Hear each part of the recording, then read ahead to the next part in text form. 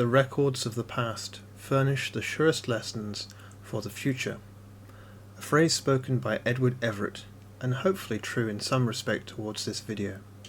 Hello everyone and welcome to the channel. Today we'll be looking at an item of American postal history from a pivotal figure in 19th century American culture, politics and the development of the English language. We'll be learning about his life and his many roles as orator, educator, statesman, diplomat and public intellectual. Edward Everett was born on April 11, 1794 in Dorchester, Massachusetts, then a separate town near Boston. He was raised in a devout Puritan family. His early life was steeped in New England's intellectual and religious culture. His father, Oliver Everett, was a pastor at Boston's New South Church and later a judge, while his mother, Lucy Hill Everett, was connected to Boston's mercantile elite. As one of 8 children, Edward grew up alongside his brother Alexander Hill Everett, who later became a notable diplomat and writer. Everett's childhood was marked by academic promise. He attended the prestigious Boston Latin School, where he honed his skills in classics and rhetoric, preparing him for Harvard. This environment instilled a lifelong commitment to education and civic duty. Everett entered Harvard College in 1807 at age 13, graduating as valedictorian in 1811 at just 17. His studies focused on classics, theology and rhetoric, reflecting the era's liberal arts curriculum. He later earned a master's degree in 1814 while serving as a Latin tutor at Harvard. In 1815, Everett became pastor of Boston's Brattle Street Church, delivering sermons praised for their eloquence. However, his true passion was scholarship. That same year he was appointed Harvard Elliott Professor of Greek Literature, a role he held until 1819. His appointment at age 21 documented and showcased his brilliance.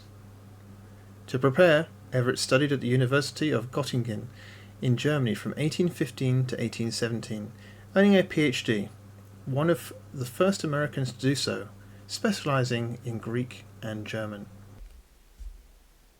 Returning to Harvard, Everett revitalized Greek studies, drawing on European methods.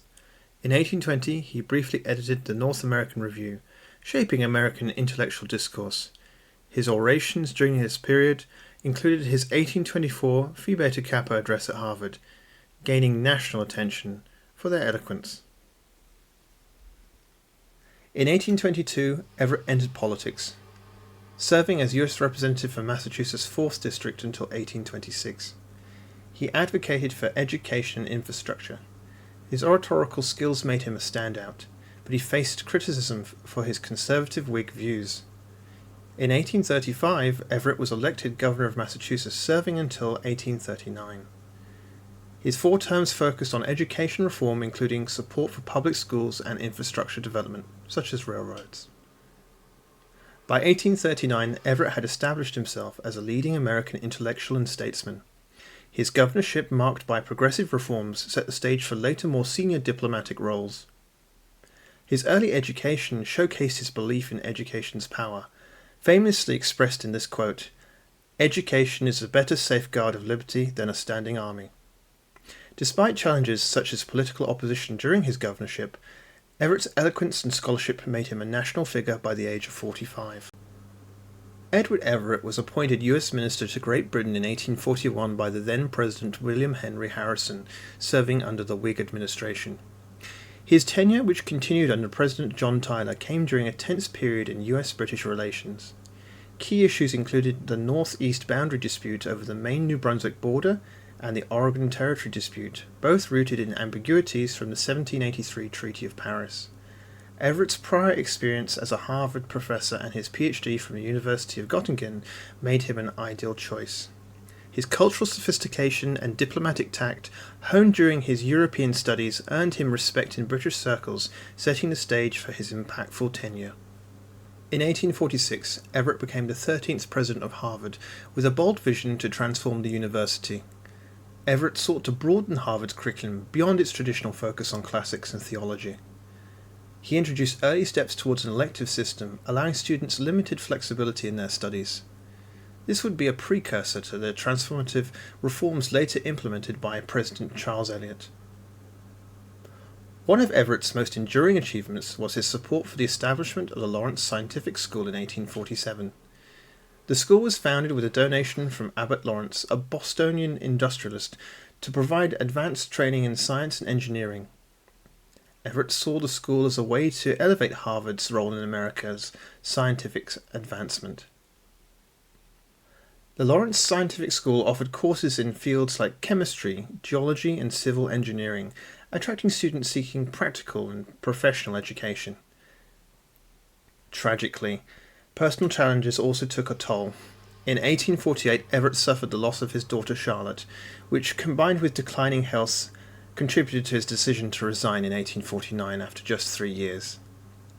In a letter to the Harvard Corporation, Everett cited health and personal considerations as a result for stepping down, marking the end of a turbulent but impactful presidency.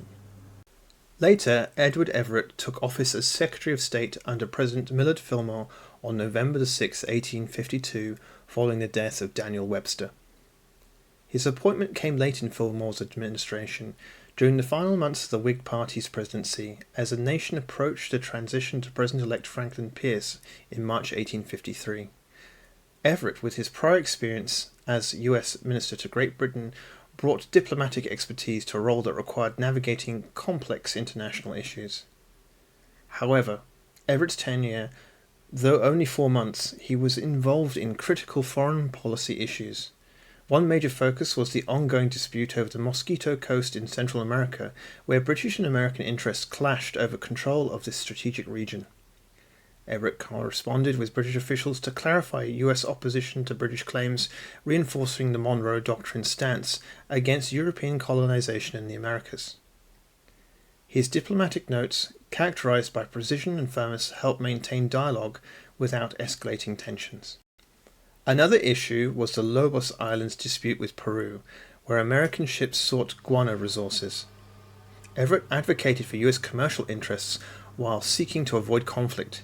His efforts ensured that these issues were deferred to the incoming Pierce administration, preserving stability. Everett also played a critical diplomatic role in the Perry expedition by finalizing and countersigning President Millard Fillmore's letter to the Emperor of Japan, delivered by Commodore Matthew Perry in July 1853 to open Japan to American trade. Everett ensured the letter's respectful tone, requesting trade, port access, and protections for American sailors, accompanied by gifts like a model steam locomotive. His administrative work provided the diplomatic foundation for Perry's gunboat diplomacy, which leveraged the intimidating presence of armed U.S. naval ships to pressure Japan into negotiations, ultimately leading to the 1854 Treaty of Kanagawa. Though Everett's brief tenure ended before the mission's completion, Everett's time as Secretary of State was short but effective in stabilizing U.S. foreign relations during a transitional period. He stepped down on March 4, 1853, when Franklin Pierce's administration began, and shortly after, Everett was elected to the U.S. Senate. Everett continued to keep himself busy from 1855 to 1860, lecturing at the Mount Vernon Preservation, having left the Senate. On the outbreak of the Civil War, he continued to be a staunch supporter of the Union, speaking for it publicly on many occasions. It is here we come to his next moment of historical significance. Americans watching will perhaps recognize his name in association with another seminal moment in American history, the 19th of November 1863 oration at Gettysburg. Indeed, for he was the other orator that day and spoke before President Abraham Lincoln. Everett was recorded to have spoken for 2 hours, as was the grandiose style of Anglo-European statesmen in the centuries before him. And then just like that, Lincoln delivered his address, and it lasted 2 minutes. Its brevity and unromanticized language quite literally changed spoken English, and it cannot be expressed enough how this was a fundamental socio-historical change in the use of the English language in the modern day, at the very least in terms of public oration. Everett himself wrote to Abraham Lincoln on the day, commenting on his new style of English public oration. "Permit me to express my great admiration of the thoughts burned by you with such wonderful brevity and so much elegance of expression at the consecration of the cemetery yesterday. I should be glad if I could flatter myself that I came as near to the central idea of the occasion in 2 hours as you did in 2 minutes. In essence, Everett meant to convey genuine respect for Lincoln's ability to distill complex and profound ideas into a short, powerful address that overshadowed his own. It's a testament to the Gettysburg Address's enduring legacy and evidence of another profound change upon English-speaking peoples from the US Civil War.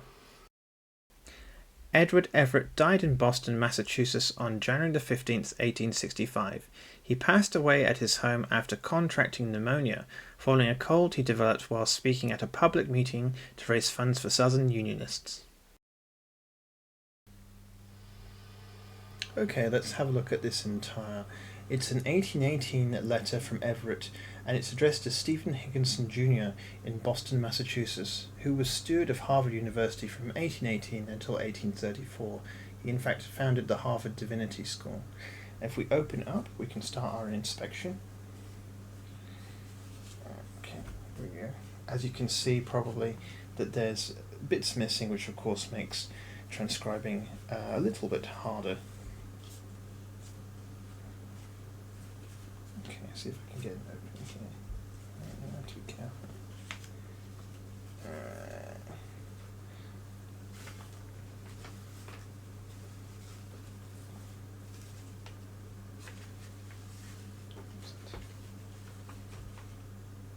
it is. Okay, as we can see here, it's a particular type of stationery. I draw your attention to the embossed encased crown here in the top left corner, and beneath that Bath. This is in fact 1816 Fellows watermarked stationery, and maybe perhaps if we can hold it up to the light we might be able to see, possibly. No, you'll have to trust me that it's 1816 watermarked stationery. Okay. And also, if we have a look at one of the side flaps here, we can see that it has been forwarded by a forwarding agent company. And we read here that the company is Canton Company, Canton Company, Liverpool. So that's how, with the company that's forwarded it back to America. Okay, so if we close up these side flaps like so. Also, I'll just point out as well, as you can see, there probably was a nice seal on the back here, and the Victorians had a lot of collecting habits perhaps we would frown on today, but there were seal collectors, so somebody probably pinched this. And also it's a good indication when you're buying and looking at things. I always will stop if someone has collected the seal, because it could be an indication that it was actually addressed to an individual of historical importance. So that's one thing to point out. Okay, if we go back to the front.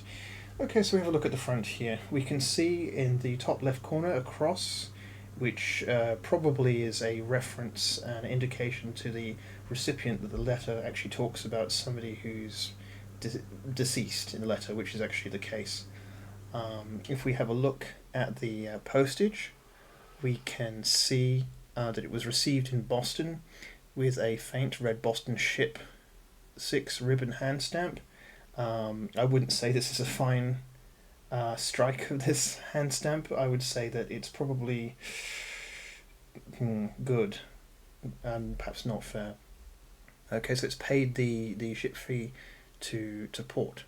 Now, for a brief summary, the letter's contents is divided between Everett's detailing of the death of a Thatcher from an ailing physical condition from consumption, tuberculosis.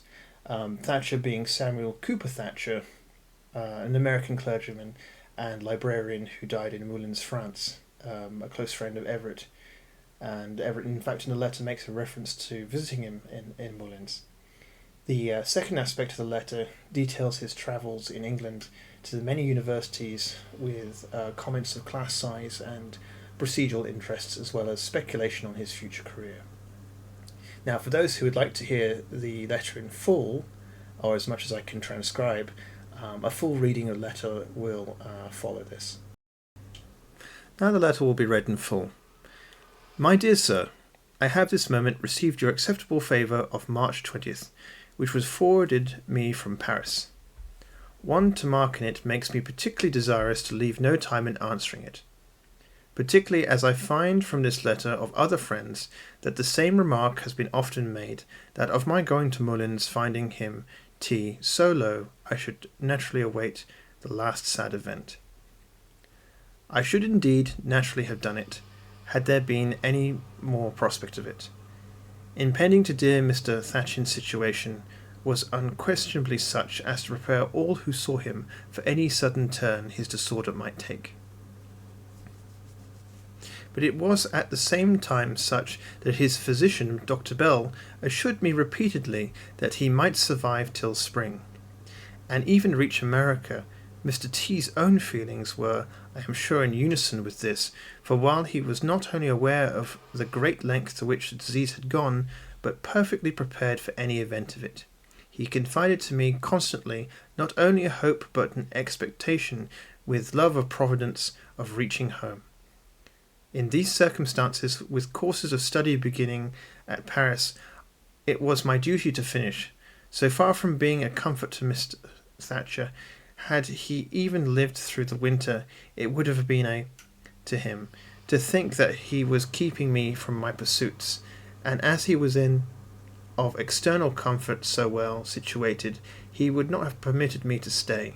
Had I thought his end was so near, I need not say I should not have left him, and that I should have estimated no personal inconvenience of any moment, compared with doing the duties of a Christian minister and performing the of affliction for one so much and beloved. He lived but a week after I left of him, nor did we hear of his increased danger till we heard that all was over. I should then have felt it my duty to go down again to Moulins, and all which was owing to his memory, and to hide friends, but Lynn was inclined to go. It seemed to me that he was an extremely proper person, and nothing seemed to call for the sacrifice of time and money which the journey would have cost me. Were all this were a thing which had taken place at home, one would have no exception, you know, to trouble one's friends with such explanations. But my leaving Mr. T so shortly before his death at a distance from all would observe the real state of the circumstances.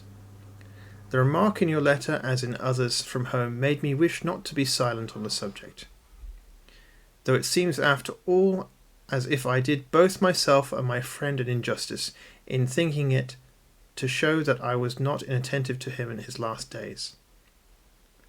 By my last received from S, he was doing very well. I have been over 2 months in England, and am now visiting Oxford, having passed a week in Cambridge.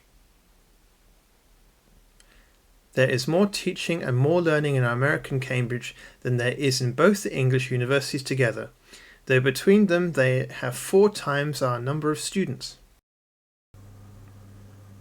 The misfortune for us is that our subjects are not so hopeful. We are obliged to do at Cambridge that which is not done at Eton, and at Westminster, at Winchester, Rugby and Harrow, as well as Oxford and Cambridge. Boys may go to Eton at 6, and do often at 8, 10, and of before 12. They stay these under excellent masters, 6 years, and then come to the university. Whereas a smart, clever boy will come out even in 4 years, and it was the boast of a very distinguished man named Bird, who was 2 years before me at Cambridge, that he had fitted in 160 days, and I really think I could in 6 months teach a mature lad who was willing to work hard all the Latin and Greek requisite for admission, and then you know the trifle of arithmetic and Hemming's geography who'd easily be, though as for this last high branch I believe it were in the but I am not. Sure, it is an improvement, my day. I agree with you quite. Remarks on what of and zeal in the candidates. I know not, however, that they are in fault to be earnest. People must have absurd and extravagant objects in pursuit, like the at Andover, who have always a revival in views, as they must, like our puritanical ancestors, to be persecuted. Still, however, I think the circumstances with us admit of the applicant of more warmth. The rewarding taste may be cannot get to be more spiritual, more than human hearts is a difficult thing. We can, in acquiring the external means of understanding of eternity. You say Bates and Holly have, which, however, not to speak of Europe, is quite as old as Mercia. I am willing it should often be followed Now, here we can infer perhaps nothing good. So, in full, nothing good can come to church or state from planting a minister as ye plant a cabbage. You seem to think that I shall be ready myself for a start at Cambridge on this point. I have nothing to say in addition to my forward remark. I will only join with you the opinion that at National University I am not soon likely to be tempted. Then at Providence they require a Baptist, at Dartmouth a Hopkinsian, and as for Boston, I have a natural aversion to God and Pine Barrens, so I think I am safe at Cambridge. Of Boswich's election to the Royal Society and Cleveland's to the almost all the professorships are, and when lectures are, I attended a mineralogical lecture and composed 1/20th of the, I was 1/6 part of, audience. All instructions I give all my love to the ladies and the children. Yours truly, E.E. 1818. This letter represents a fascinating piece of history and the early life of a historically important American figure. I hope you enjoyed watching this video. Please leave a like or comment and subscribe for more interesting postal history videos. Thanks for watching and see you on the next one.